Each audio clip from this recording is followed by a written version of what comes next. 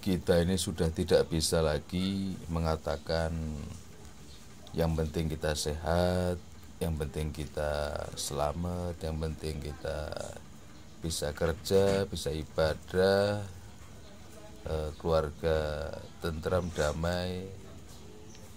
Nggak bisa lagi begitu. Hanya begitu saja nggak bisa.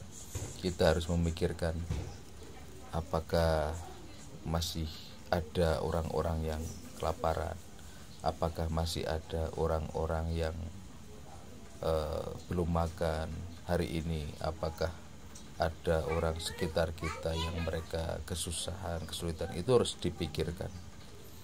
Jangan memikirkan diri dan keluarga kita, tapi memikirkan orang lain. Justru lebih berpotensi kita menjadi manusia-manusia yang dipandang rahmat oleh Allah Subhanahu wa taala. Lebih dari itu, kita mungkin tidak tahu yang terjadi di belahan pulau sana.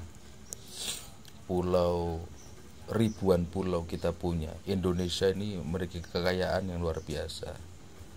Yang kekayaan Indonesia ini tidak dinikmati oleh orang Indonesia kita sendiri. Orang-orang kita masih susah nyari kerja sana sini, nenteng ijazah sana sini, belum tentu dapat, belum tentu diterima, belum tentu gajinya besar. Ayo, sedangkan kita kekayaan kita melimpah. Yang dikatakan kekayaan kita melimpah itu mana? Loh, karena pemerintah nggak pinter ngelola, pemerintah nggak pinter memberdayakan itu. Di dalam gunung banyak emas, banyak tambang yang bisa dikeluarkan, itu jadikan uang yang besar untuk mensejahterakan masyarakat Indonesia, memajukan bangsa, memajukan negara ini. Dan kita melihat selama 10 tahun 2 periode Bapak Joko Widodo, presiden kita ini luar biasa. Beliau sudah memulai menggarap, mengelola sumber daya milik kita, milik negara, milik bangsa, untuk kesejahteraan kita. Tetapi kenapa nggak pada melek?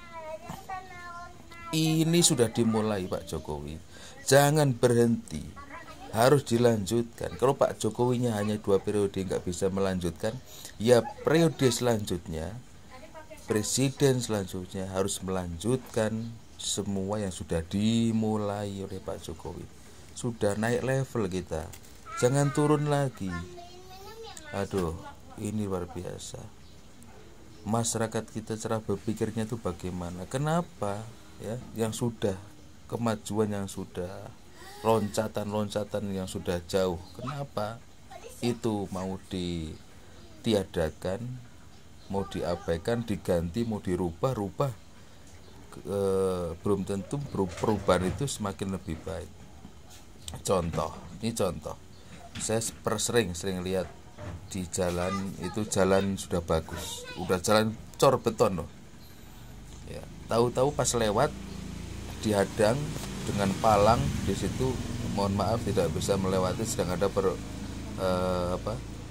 sedang ada perbaikan jalan apa yang diperbaiki? Itu jalan udah beton, udah bagus, dicor. Kenapa diaspal? Udah jalan beton, cor-coran, diaspal. Mending kalau kualitas aspalnya bagus. Ini malah belum sebulan sudah bolong-bolong. Nah, itu maksudnya. Apakah seperti itu nanti akan perubahan seperti itu? Itu perubahan juga, tapi perubahan lebih fatal, lebih jelek.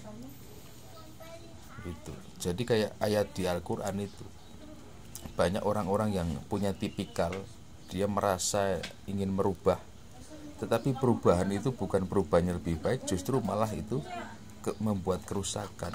Jadi ayat Al-Quran itu ada itu, bagian daripada sifat-sifat orang munafik ada wa idza qila lakum la tufsidu fil ard, ketika dikatakan kepada mereka jangan berbuat kerusakan di permukaan bumi ini, mereka bilang apa? Qalu apa? Wa idza qila lakum la tufsidu fil ardi qalu innama nahnu muslihun. Mereka berkata, kita itu berbuat perbaikan, berbuat perubahan, berbuat sesuatu yang baik, merasa itu suatu hal yang baik. Oh, aspal udah bagus, tapi kualitas aspalnya jelek ya, belum sebulan udah bolong-bolong. Itu namanya kerusakan, bukan perbaikan, bukan pembaharuan, bukan perubahan. Aduh. Kalau saya setuju semua yang sudah dijalankan oleh Pak Jokowi ini lanjut, itu saya setuju. Mungkin saya mewakili rakyat kesemuanya ya. Ini pemikiran dengan hati nurani, bukan hanya sekedar ayo ini satu kota ini dibangun begini, satu kota ini dibangun begini. Ya, bagaimana nasib pulau-pulau? Ini bangsa yang besar, bukan cuma satu kota, satu provinsi loh. Masya Allah, harus dibuka pikiran sampean.